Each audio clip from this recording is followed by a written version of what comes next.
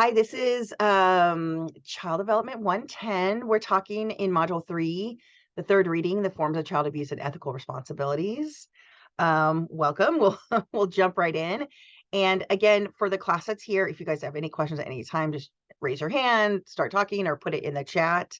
Sometimes I don't see it in the chat, so if I happen to ignore you, I apologize. Actually, let me pull up the chat right now and put it on the side just in case. There we go. Okay, good. Everybody can see my screen, right? Good. I learned how to do like an advanced form of sharing, so you're not seeing everything. You're just seeing what I want you to see. Okay, again, so I usually start off with saying that this topic can be a little bit dire, a little bit sad, but it's okay. This is how we know that we are caring for children responsibly. And as we move forward, just know that a lot of children experience things that we can't really know. We don't really see. We can't really put our finger on it. And as we discuss some of these things, sometimes you'll get some things that come bubble up for you. I know I have some personal experience with these things on from many points, facets of the gem. And so if that comes up and you want to talk about it after class, please let me know. We can absolutely do that. I want to be protective. And even though we're recording, you don't have to have your video on. And if you want to share, great. If you don't want to share, that's great too. We can talk about it some other time. But always, if this brings up things for you, let's talk about it and then offline. And I always suggest getting like professional support. I see a therapist once or twice a month, and we talk about a lot of my childhood stuff. Absolutely. Because some things that happened in your past, even as a kid, and you're thinking, oh, I'm not a kid anymore, they still kind of like are there. And so this might bring up some things. So like, I guess I'm saying a trigger warning. So if that happens, let me know and I can help you after class. Good. Again, we used to have an entire class on child abuse. So now we've permeated it through all the classes because it's important for all the classes to know. But our child abuse class has changed into trauma and resilience. Please consider taking 222 as an optional class. Good. All right. So again, as teachers and as providers, let's say you're an SLP or a dental assistant or a certified nurse's aide or a paraprofessional or a volunteer, you are still a mandated reporter. You have an ethical responsibility to provide safety for the children in your care. Now, with that, we cannot do everything. We can't do everything, right? And sometimes, you'll see kids getting dropped off at your program or kids, getting whisked off with their parents at the end of the program. And maybe, the parents aren't talking to their kids real nice, but you can't always intervene. There's a fine line between protecting and intervening. And there's things that we can do and things that we can't do. So I always tell people, if you're not sure what you should do, consult a colleague, a peer, a supervisor, a director, right? But if you've witnessed abuse, like if you've seen the bruises on a kid, it is your responsibility to make that report. Every once in a while, you'll get in certain environments, a lot of times schools, where the principal will say, don't make the report, I'll make the report. No, I'm sorry. If you saw it, you make the report. It is your responsibility. Don't let anyone talk you into otherwise. And when you go take 222 or even nutrition, health, and safety, you will learn more about the mandated reporter. And we have like free modules that help you get through all the different pieces of it, so you know a lot more. Okay. So this is just the intro to the actual this part of the reading. But again, we're really talking about the 4 types of child abuse and the legal and ethical responsibilities and how trauma impacts young children. So there's a lot here. So there's 2 tabs. So make sure that you read both of them. And let's talk about forms of child abuse. So abuse is anything that's I'm not going to read all the lines to you, but I want to give you my 2 cents. Abuse is any mistreatment of a child. It comes in various forms, but what happens is that some of the things you can't really see. Not every form of abuse leaves a mark. So normally physical abuse is usually the one that we're very most aware of. You could see a bruise. A child will say, oh, my so-and-so parent or whoever hit me. It's intentional use of physical form, usually leaves a mark, but it also can include pushing and shoving, Throwing items doesn't necessarily mean throwing a person. But so a lot of times people say, well, I didn't do anything bad. I just pushed the kid, or I just pushed the person, my partner. Still bad. Any sort of hands-on is physical abuse. Sexual abuse is an act of forcing someone to participate in sexual acts that is against a person's will. So we know pretty much the definition of that. But sometimes sexual abuse can also be considered things that never have a physical component. It doesn't have to be full sex for it to be sexual abuse.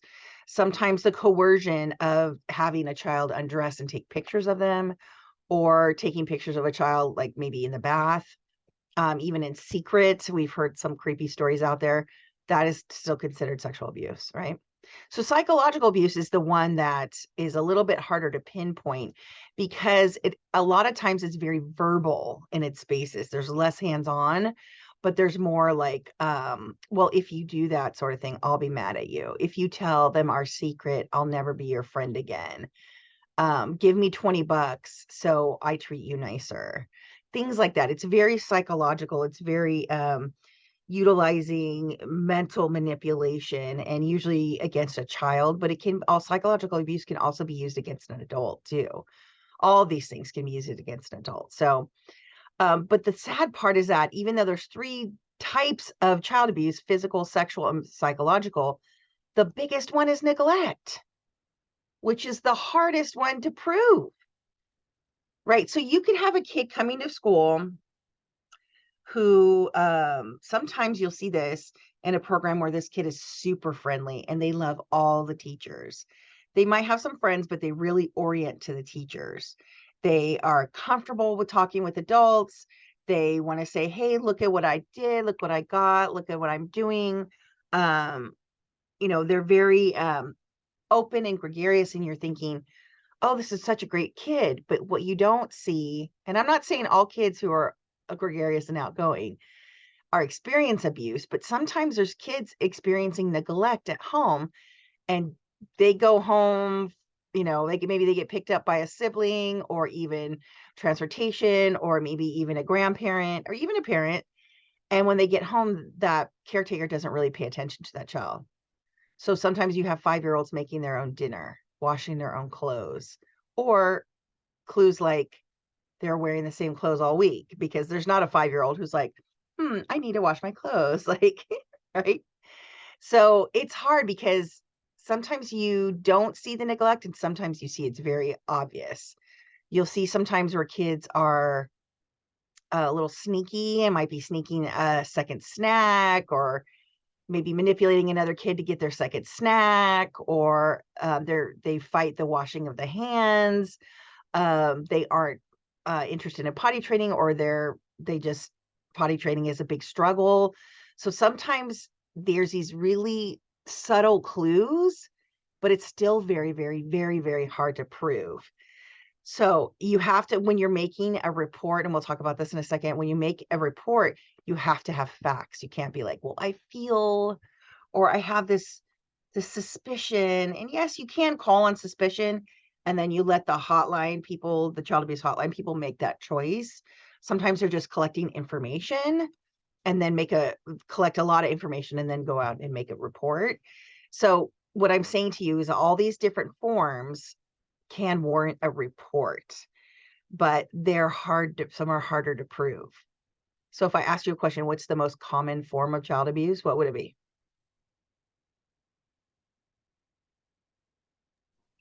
Neglect. Yeah. Sadly, it really is the hardest. It really is the hardest one to identify. And again, neglect can be failure to provide a child with life, like food, shelter, clothing, but also like dentists or medical care. If a parent or caretaker has kept a child away from medical care or dental care, that is a form of child abuse. So things like that, it's hard to, like, they'll say like I've met people who are like, oh, my kid just loves sugar so much and she hates brushing her teeth, and all their teeth are rotted out. I'm like, well, you need to take her to the dentist. Well, she doesn't like the dentist. That is your job as a parent to do that. You don't ask a 4-year-old, do you like the dentist? You say, hey, guess what? We get to go to the dentist. And you do as best that you can to get them in there and have that dentist help you with those sorts of things. Emotional neglect is like if a child's upset and the child's ignored. Trust me, children will get their needs met by hook or by crook. And you want them to be able to come to a consistent caretaker to get a hug or to talk or even get coaching on how to brush your teeth or things like that. Educational and developmental neglect. Every once in a while, we'll have parents who get a referral home that says like your child might be a little bit behind and they need a little bit more support with a 504 or an IEP. When you take special needs, you'll learn about that. And the parents say, no, that's educational and developmental neglect. A lot of times parents are like, oh no, my baby's perfect and there's nothing wrong with my child because the parent themselves can't handle that sort of ego blow. Cece, you want to jump in? Okay, you're fine. And again, sometimes when people are reaching out for help to support a parent and the children, and the parents say no, that could be another form of child abuse and neglect specifically. And then again, leaving a young child unsupervised may be considered neglect as well.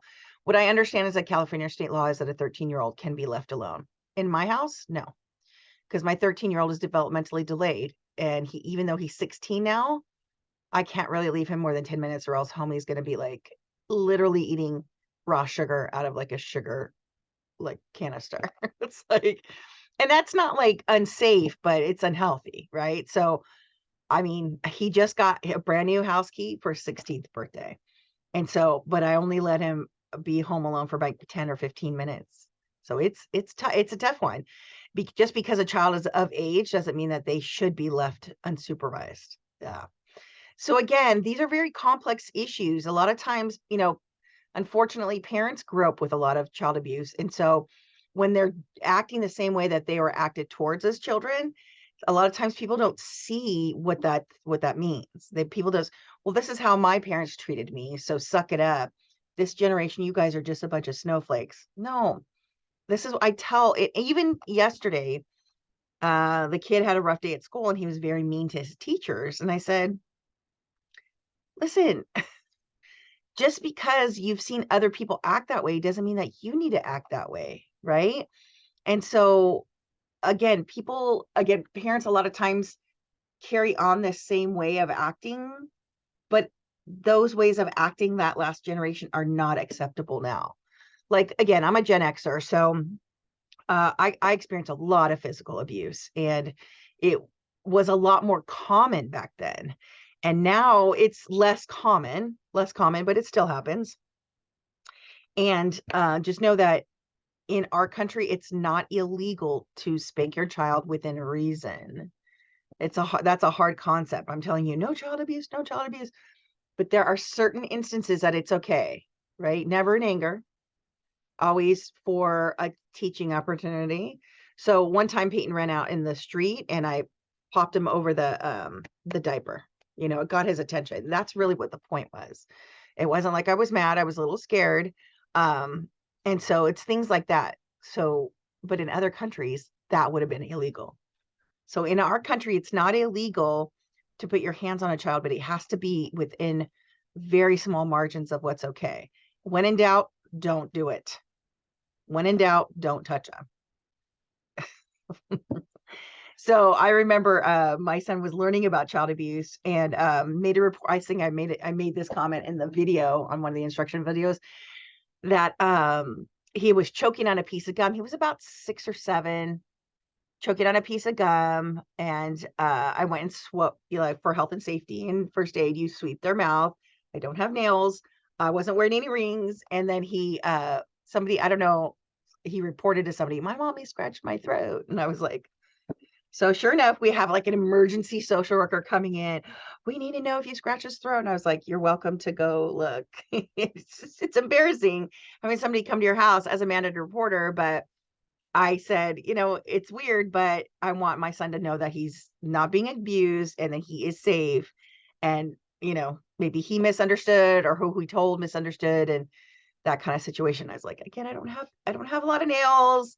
And he was choking on a piece of gum. So I did what was, but I think it's better safe than sorry, having somebody come in and double check than having like a report blow up later kind of situation. So everything's very, very complex when it comes to this. And anytime a child experiences any sort of trauma, now again, sweeping his throat could have created a big trauma for him.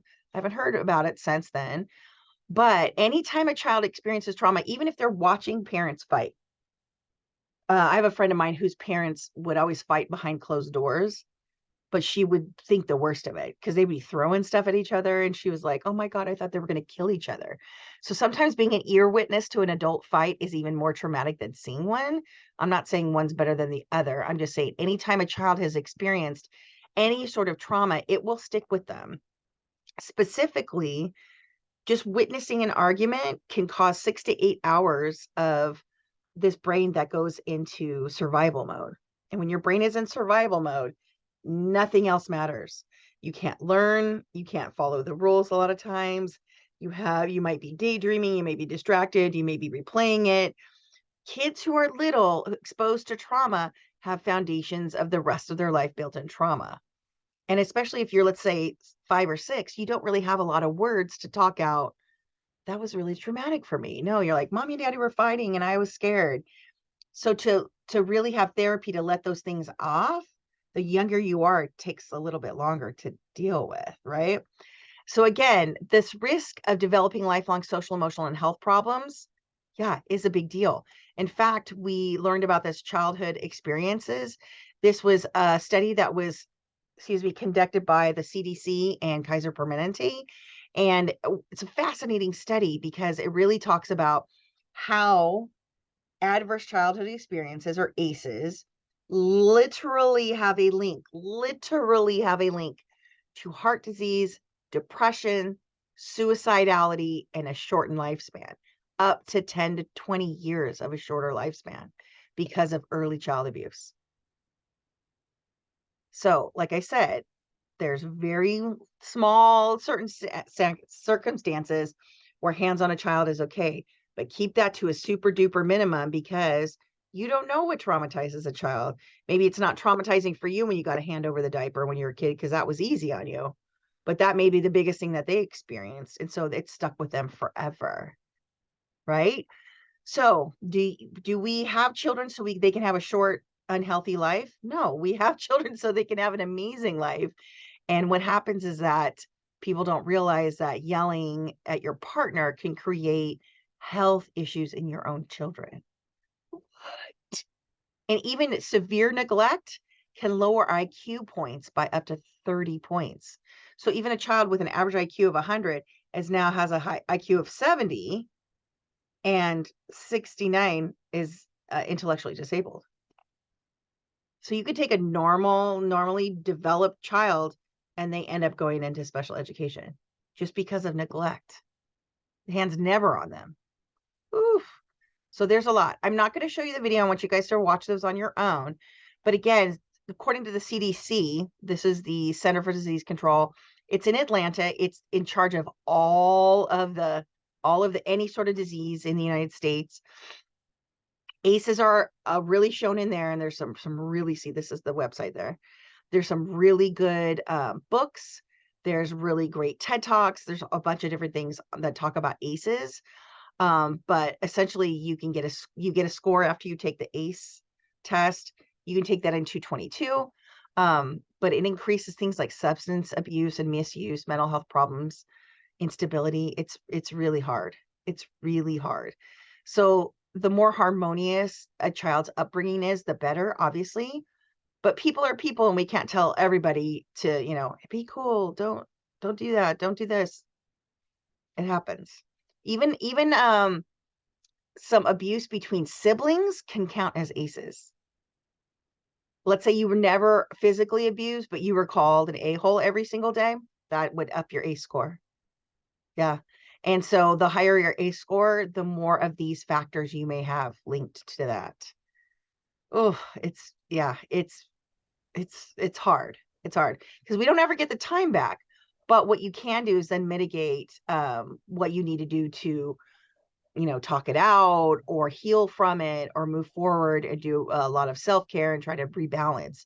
So me and my therapist always talk about, how are you balancing? How are you balancing? How are you balancing? Because life is never one thing at a time. It's never. But how are you staying balanced? Balanced. Yeah. Any questions so Quick far? question. Oh Yeah, yeah. sorry.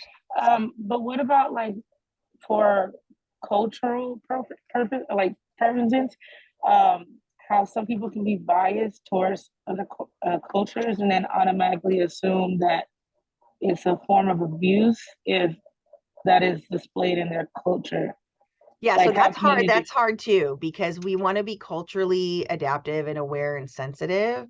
So specifically, are you saying in certain cultures it's okay to like use a wooden spoon or a chancla or something like that? Or like say for instance like a instead of the hand of like spanking, then it would be a belt or Yeah, so something. that's a tough one there too, because anytime that you do, we'll talk about corporal punishment here. Anytime that you use a tool to abuse a child or discipline or teach them, the tool is the problem. Meaning like that's illegal. And so even though we say culturally that's normal, we need to make sure that we're abiding by the law, and our law says, and our law is supposed to be bigger than an individual culture. That's a hard one, because I can tell you what, if a child abuse worker came out, and it doesn't matter what culture it is, they're going to say tool, no. I mean, because we see belts, we'll see switches like sticks, and then we'll see things like hangers or anything that's nearby a parent. Sometimes I've seen, yeah, wooden spoons, pots of pans, things, all kinds of stuff. I've seen a child burned by an iron. So things like that. So anytime that there's a tool, that is illegal. That's a change, because again, when I was a kid, 100% legal, 100% legal, 100% legal. I mean, frowned upon, but okay. And so now, again, look at this, using soap or hot sauce or hot water. I've even seen kids where they're forced to sit or stand in cold water, things like that, or stand on your tiptoes or I'll spank your butt, like that kind of stuff like that. So anything that causes shame, humiliation. Um, yeah, my father was a police officer when I was growing up, so there was some weirdness there. But again, there's again correlation between kids who are physically punished and kids who physically punish others. Right. So just remember, when we talk about in 107 and even in here, Bowlby said, um, like kids will imitate what they're talking, what they see, right? So this piece of, if you don't want a kid to abuse, don't show them how to abuse. And then it creates, again, a lot of anxiety. Cortisol is the stress hormone. Cognitive problems, like again, if you're stressed out, you're not thinking right. If a kid's stressed out, they're not thinking right, right? And just remember, their brain is so still in formation until really the age of 25. And even before the age of 7, or the first 3 years or first 5 years, when a child is experiencing abuse in these growth stages, the abuse is kind of stuck there. It's like if you were building a Lego castle out of all purple bricks, but you were missing one of the purple bricks, and down at the bottom there's a yellow brick. Yeah, down at the bottom it's kind of stuck there for a while. It takes a lot of therapy to get that out. So you see increased alcohol use, substance abuse or use disorders, misconduct, or adverse outcomes. A lot of times, it really does cause harm in like adult relationships, right? Let's say a kid who was physically punished or corporal punishment. Um, let's say they never lay a hand on somebody else again, they still have issues that affect their daily life as adults. And so it's tough. So again, earlier I said it's not illegal to put your hands on a child, but just if you can do it without it, don't do it. I just tell my son, I said, if there's a safety issue, I might get rough with you. If I'm trying to keep you safe, I mean, he's too big now really to be doing that kind of stuff, but him trying to run across the street, I've yanked him pretty hard. that kind of stuff. I popped him on the butt, for certain things. We were very lucky. Like, he was curious about the stove for a little bit, and then we just kept him out of the kitchen. And now he's nervous about it. It's too loud. It's too hot. It's like, okay. And so now it's like, Mom, can you get this out of the microwave for me? I'm like, wait, I was doing it before you for a safety issue. Now you're doing it to me so I can help you. So you don't have to do it. Now you have to learn. So again, when it comes to corporal punishment, it's better to do natural logical consequences. It's better to redirect. It's better to do a timeout than it is to ever to put your hands on a child. I mean, I can tell you that for many, many reasons. I know a lot of us have experienced that, but like I was saying to Peyton, if you didn't like the way people treated you, like if somebody was yelling at you, or a peer or a friend was getting mad at you and throwing stuff at you, why would you want to do that back to anybody else? If you didn't like it, why are you repeating it? And it's hard to have that insight, to say like, well, if I didn't like it, nobody else is going to like it. That's hard, but stay away from the corporal punishment. Trust me, it does not do anything. Think about it for a second. If I asked you guys, if you guys ever got popped, did you forever stop that one thing? Let's say you were playing with your uncle's record player and you got hit, or the belt, or popped, or a shoe, or yelled at, or pushed. Did you stop for 100%? Stop doing that behavior? No, probably not. Like, we all know that corporal punishment doesn't always work. So why do it? And the people who do it to children learn really quick not to respect that person. I did. I was like, oh, something's happened. You must have had a rough day if you're taking it out on me. I learned that real early, and kids will tell you. So keep the corporal punishment to a 0 if you possibly can. Good. And then foster care and resource families. Sadly to say, I mean, we want people to be able to have a safe place to go. Foster care and adoption is very, very a challenging area. There's never enough people to take care of the kids who are in need. But every once in a while, there are still issues of abuse in the foster care system. It's a tough system to go in and out of, and we just are looking for people to have a permanent home. And but yeah, every once in a while you'll hear of people who they go into foster care and they get worse abuse or worse neglect, and it's heartbreaking because we're trying to help kids, not make things worse for them. So just know that just because a child's in foster care doesn't mean that they're 100% safe. No child is 100% safe in any home. We just have to make sure that parents have the resources, children can have a confidant that they can talk to, and things like that. So let's see. Adoption. Yes, big fan of adoption. I have an adopted boy, and look at this, 2 to 4%. That's fantastic, right? But look at this, more than 100%, 100,000 youth, 100,000 with the average age of 8 years are waiting to be adopted.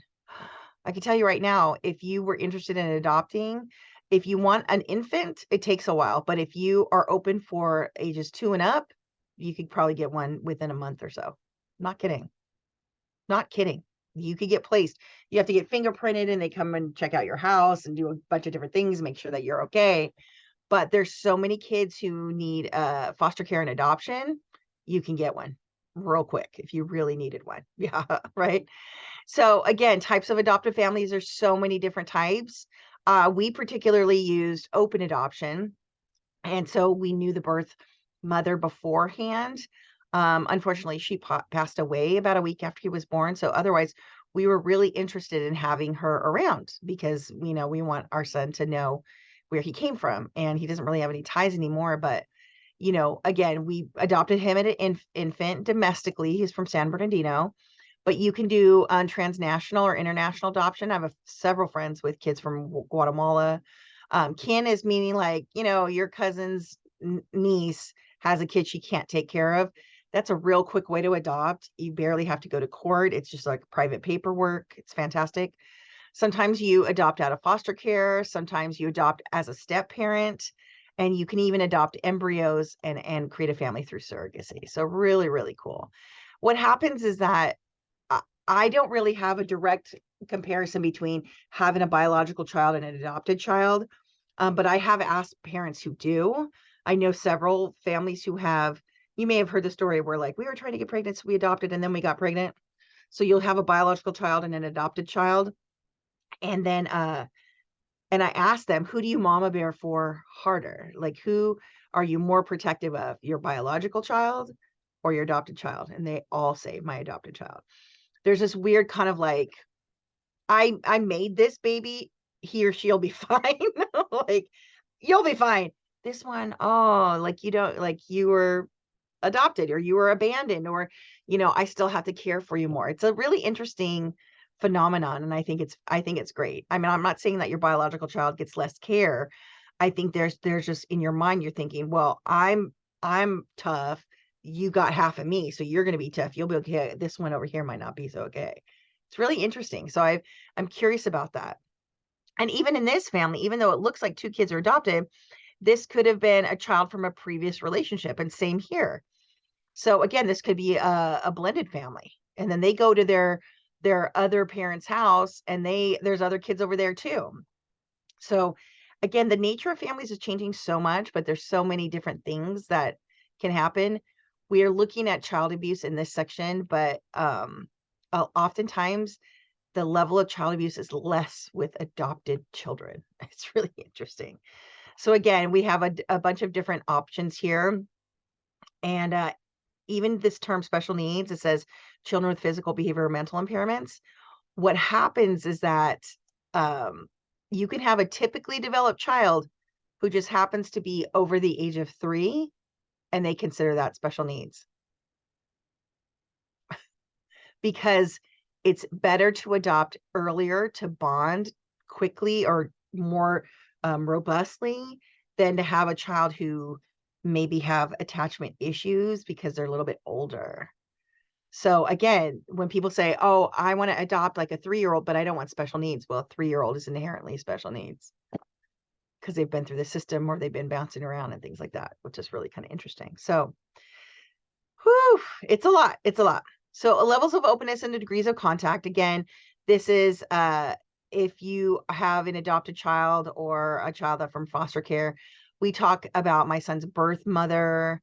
We're not very sure about the birth father because Peyton's got hair that doesn't match him, his mom, or his siblings.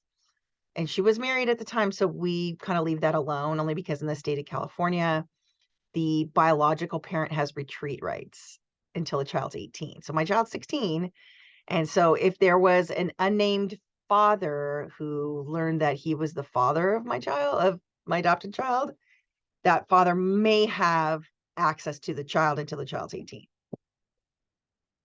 So we kind of leave that one alone. That's part of the reason why my sister-in-law went outside the country. She adopted 2 kids from Korea. She's like, I don't ever want to get the knock on the door.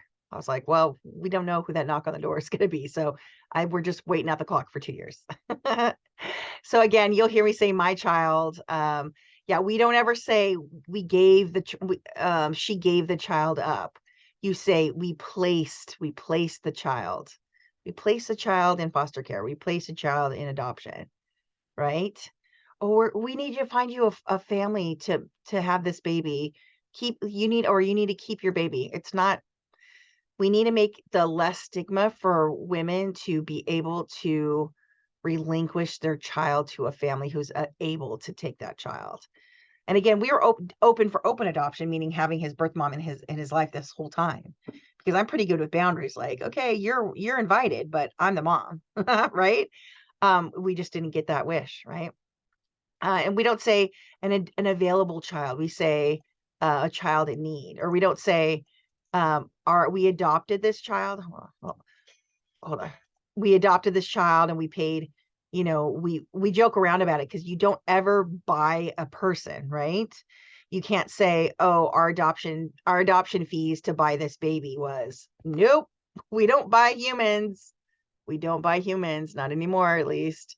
Or maybe there's places in the world that still do, but we say we paid fees. We didn't pay to buy this child. We don't say this child is adopted. We say the child was adopted. We don't say it foreign. Foreign is an old term. Ugh, we don't say that.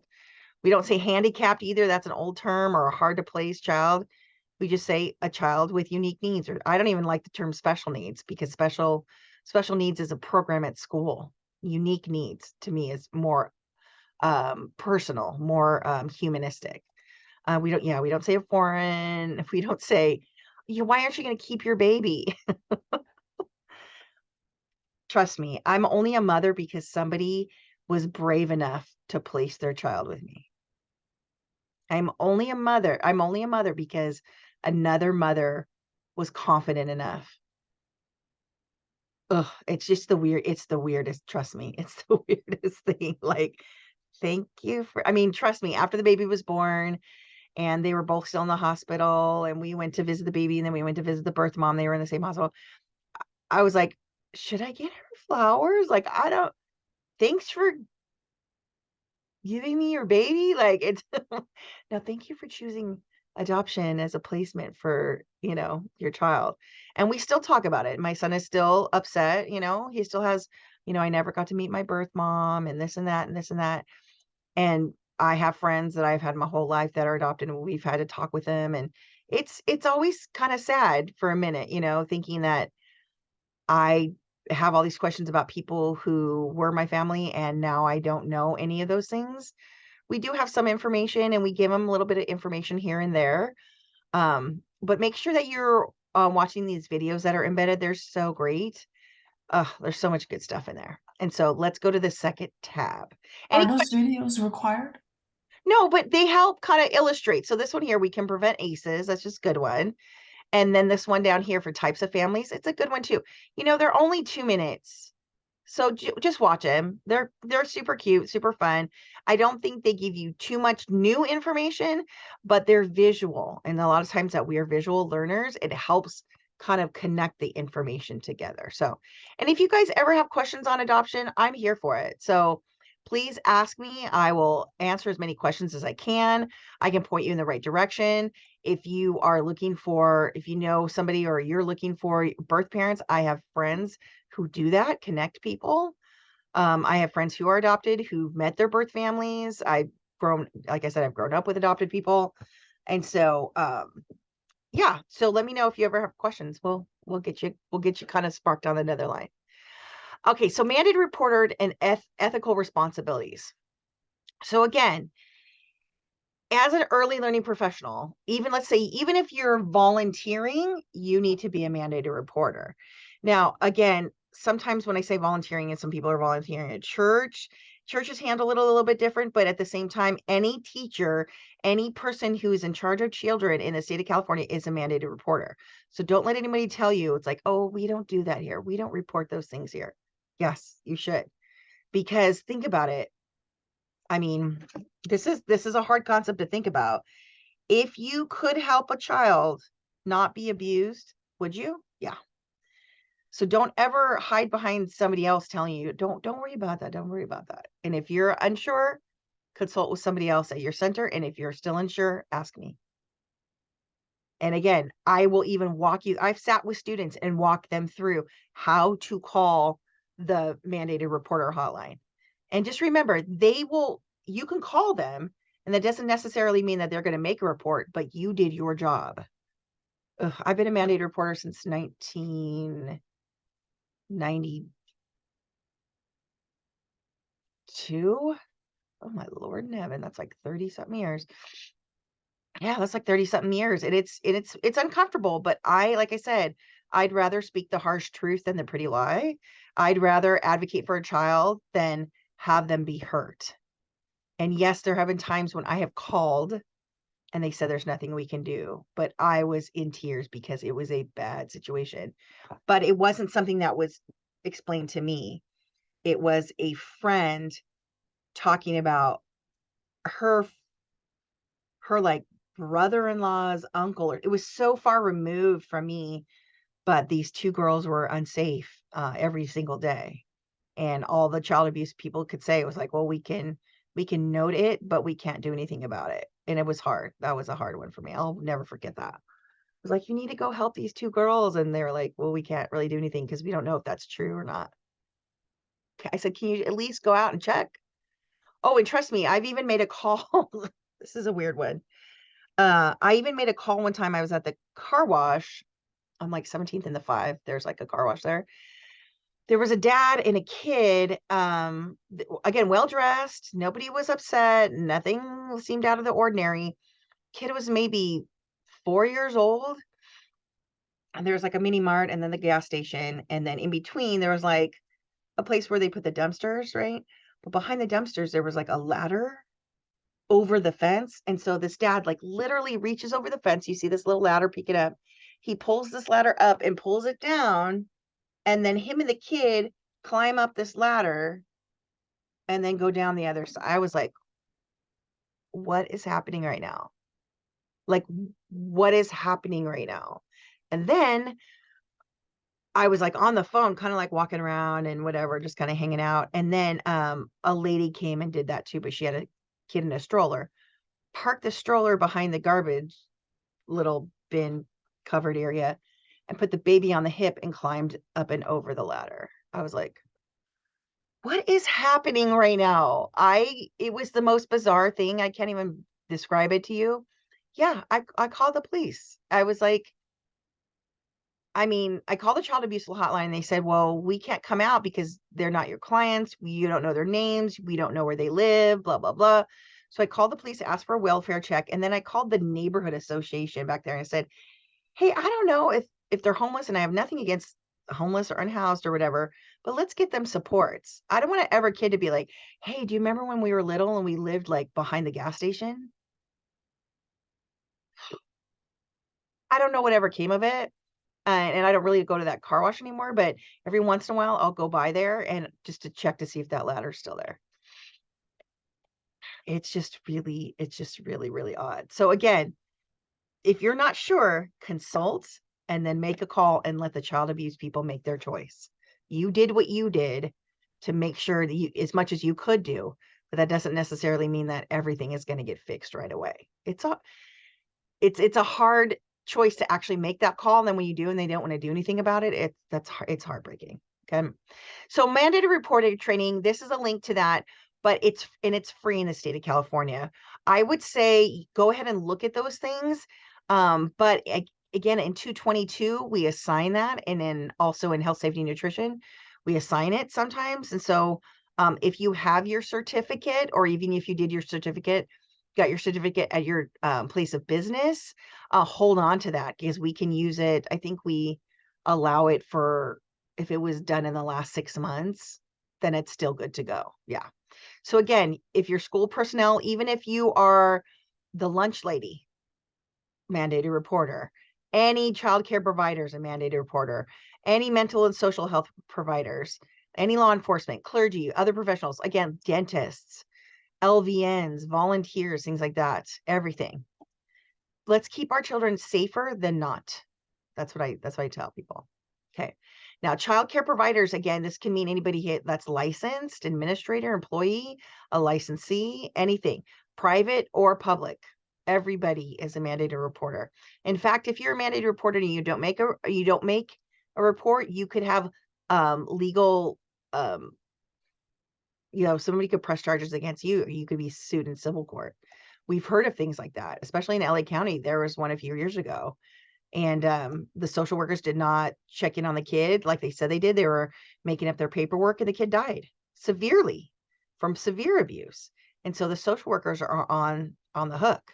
And I think 2 of them did have to serve jail time. Yeah. So again, school personnel could be any people, even like a janitor at a public elementary school or a high school. Yeah. Right.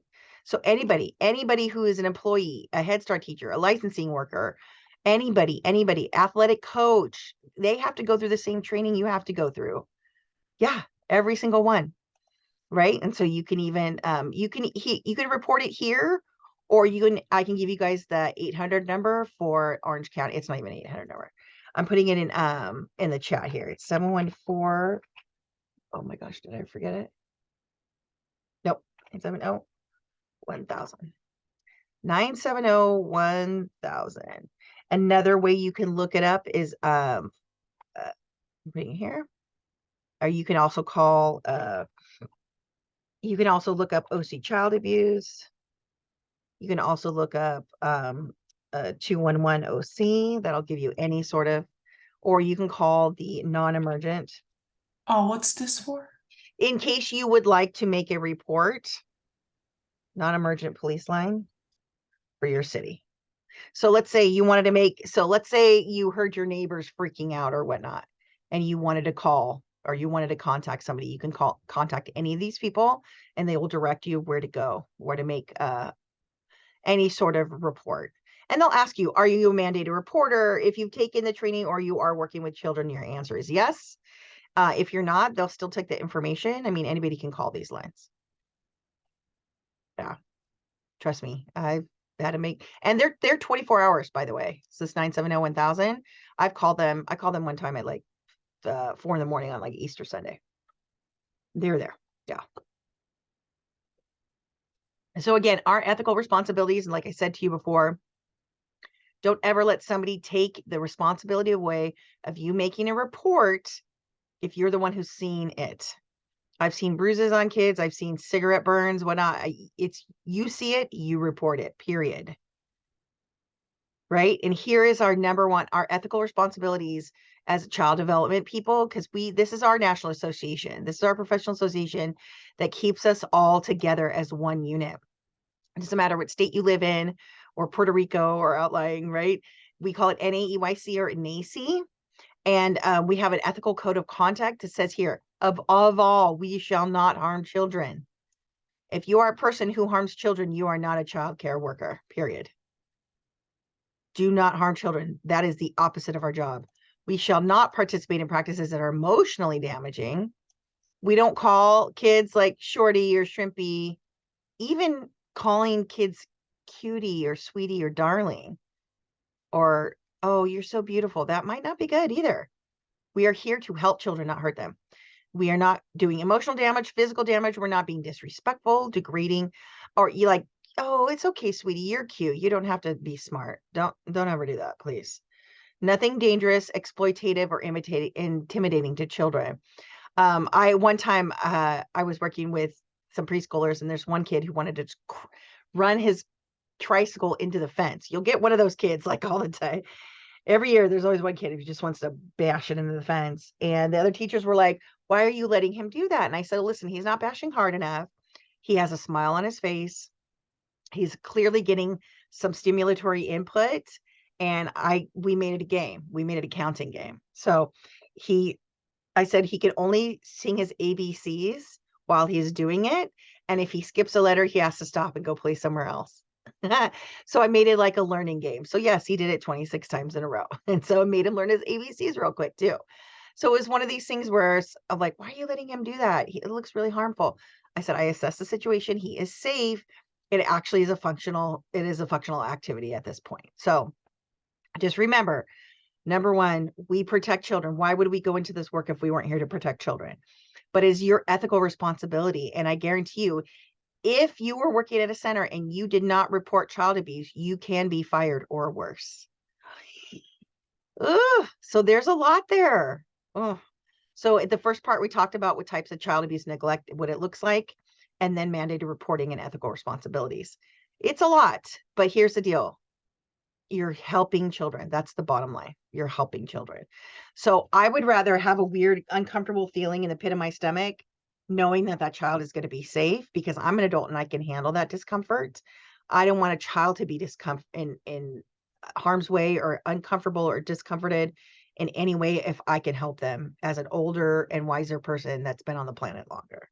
So it's one of those conversations that you have to have with yourself, and maybe a peer that says, oh my God, I have to make my first call to child abuse. And once you do it, you do it. Once you do it, you do it. And then you get over it, and then you just keep those kids safe. And that's all I can say. So if you're ever in a pinch and you're not sure, ask me. I will always direct you back to your mentor, teacher, or leader, or supervisor, or director, or whatever.